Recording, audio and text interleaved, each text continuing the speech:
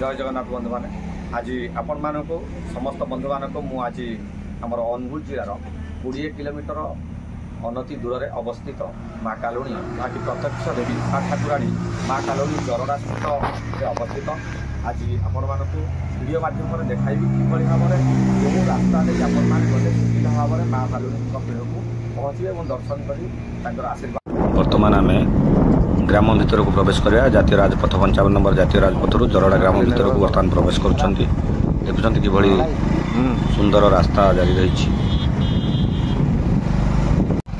देखिपे वर्तमान ये आम जरड़ा ग्राम प्रवेश कर जरड़ा ग्राम रास्ता बहुत सुंदर हो अंका बंका रास्ता टी देखिक जावाक पड़ो।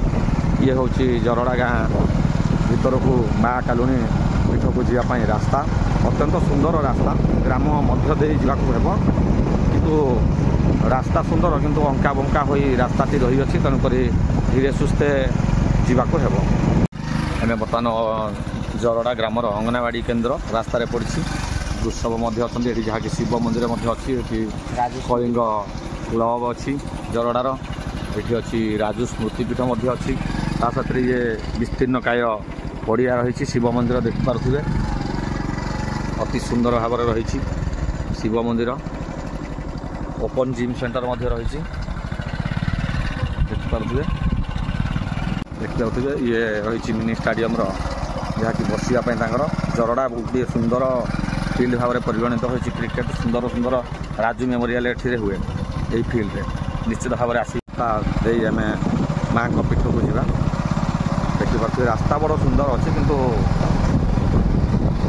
जेहेतु काम रास्ता पाखे बर्तमान सुंदर भाव में अमल जारी रही धान क्षेत्र अल्प समय भर आम पहुँची जा देखिपे ये एक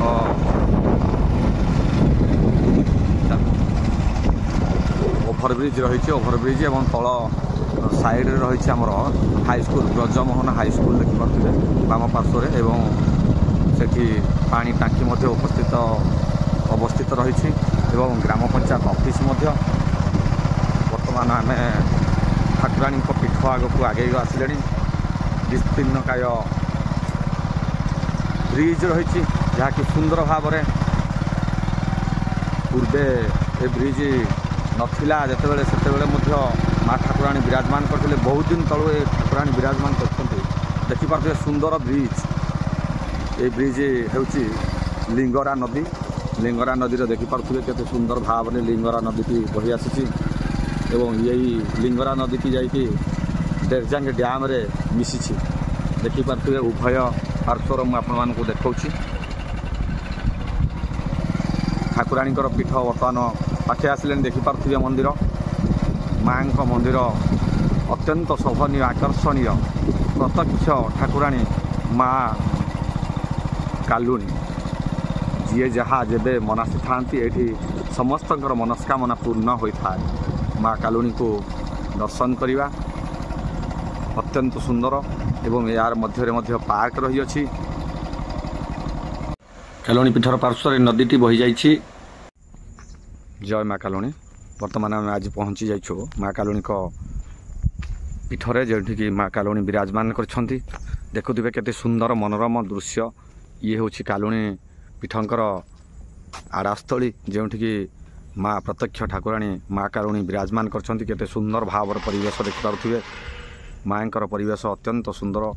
ये आमर प्रत्येक वर्ष वार्षिक उत्सव जारी रही है जहाँकि कृष्ण पक्ष पंचमी तिथि यही ग्रामर ठाकुराणी जी कि माँ कालुणी प्रत्यक्ष ठाकुराणी माँ कालुणी पूजा पाई था वार्षिक उत्सव तांकर रही आमर प्रत्येक वर्ष कृष्ण पक्षर पंचमी तिथि ये लक्ष लक्ष लोकंकर भक्तों समागम होता है। आपण मानक प्रथम कहूली जे आमर अनुगुल मात्र 20 किलोमीटर अनति दूर में जरड़ा स्थित माँ कालुणी पीठ अवस्थित जोठिकी प्रत्यक्ष ठाकुराणी माँ कालुणी विराजमान करछंती। ये हूँ से पीठ जोठिकी जरड़ा ग्रामर माँ कालुणी विराजमान करछंती एवं यही ठाकुराणी जी कि प्रत्यक्ष ठाकुराणी सुंदर भाव में समस्त भक्त मानकर ଦୁଃଖ ଲାଘବ କରିଥାନ୍ତି। ଇଏ ହେଉଛନ୍ତି ସେହି ମା କାଲୁଣୀ। ଦେଖୁଥିବେ କେତେ ସୁନ୍ଦର ପରିବେଶ ଏବଂ ମଧ୍ୟ ପାର୍କ ରହିଛି, ବିଶାଳକାୟ ସ୍ଥାନ ବି ରହିଅଛି ଯେଉଁଠିକି ସମସ୍ତ ପ୍ରକାର ସୁବିଧା ରହିଛି। ଦେଖିପାରୁଥିବେ କେତେ ସୁନ୍ଦର ପରିବେଶ। ଏହି ସୁନ୍ଦର ପରିବେଶ ମଧ୍ୟରେ ମା କାଲୁଣୀ ଠାକୁରାଣୀ ବିରାଜମାନ କରିଛନ୍ତି। ଦେଖିପାରୁଥିବେ ସୁନ୍ଦର ଭାବରେ କିଭଳି ଭାବରେ ବିରାଜମାନ କରିଛନ୍ତି। ଅତ୍ୟନ୍ତ ସୁନ୍ଦର ମନୋହର ବା ମନୋରମ ଦୃଶ୍ୟ ଦେଖିପାରୁଥିବେ ସମସ୍ତେ। ଇଏ ଥିଲା ମା କାଲୁଣୀଙ୍କର ପୀଠ, ଯାହାକି ପ୍ରତ୍ୟେକ ବର୍ଷ ବାର୍ଷିକ ଉତ୍ସବ ହୋଇଥାଏ। ଏଇଠି ବିଭିନ୍ନ କୋଣ ଅନୁକୋଣରୁ, ରାଜ୍ୟର ବିଭିନ୍ନ କୋଣ ଅନୁକୋଣରୁ ଏଇଠିକି ଭକ୍ତମାନେ ଦୌଡ଼ି ଆସିଥାନ୍ତି, ଯାହାକି ତାଙ୍କର ମାନସିକ ପୂରଣ କରିବା ପାଇଁ, ମାଆଙ୍କୁ ଆଶୀର୍ବାଦ ଭିକ୍ଷା କରିବା ପାଇଁ ଆସିଯାଇଥାନ୍ତି। ବର୍ତ୍ତମାନ ଦେଖିପାରୁଥିବେ ଆମେ ପାଖକୁ ଯିବା, ମାଆଙ୍କର ଆଶୀର୍ବାଦ ଆମେ ମଧ୍ୟ ନେବା ଏବଂ ମାଆଙ୍କ ପାଖରେ ଆମେ ମୁଣ୍ଡିଆ ମାରି ନିଜର ଦୁଃଖକୁ ଗୁହାରି କରିବା। ଇଏ ଥିଲା ଜରଡ଼ା ଗ୍ରାମର ମା କାଲୁଣୀ ପୀଠ। ଦେଖିପାରୁଥିବେ କେତେ ସୁନ୍ଦର ଭାବରେ ବିରାଜମାନ କରିଛନ୍ତି। ତ ସମସ୍ତେ ଭକ୍ତମାନଙ୍କୁ, ଆମର ବନ୍ଧୁମାନଙ୍କୁ ଆମେ ଅନୁରୋଧ କରିବୁ, ମା କାଲୁଣୀଙ୍କର ଆଶୀର୍ବାଦ ନିଅନ୍ତୁ। କୋଣ ଅନୁକୋଣରୁ ଆସି ଠାକୁରାଣୀଙ୍କର ଦର୍ଶନ ଲାଭ କରନ୍ତୁ ଏବଂ ଆଶୀର୍ବାଦ ଲାଭ କରନ୍ତୁ। ଦେଖିପାରୁଥିବେ ମା କାଲୁଣୀଙ୍କର ପାଖକୁ ଆମେ ମଧ୍ୟ ଯାଉଛୁ, ଆପଣମାନଙ୍କୁ ନିଶ୍ଚିତ ଭାବରେ ଦେଖାଇବୁ।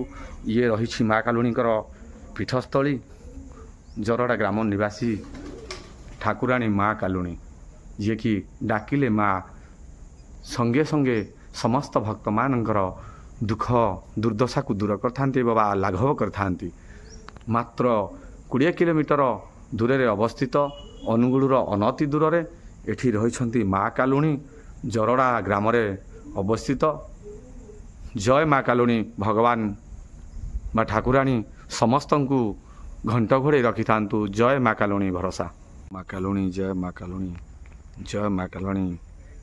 ଜରଡ଼ା ଗ୍ରାମ ନିବାସୀ ଠାକୁରାଣୀ, ଜୟ ମା କାଲୁଣୀ।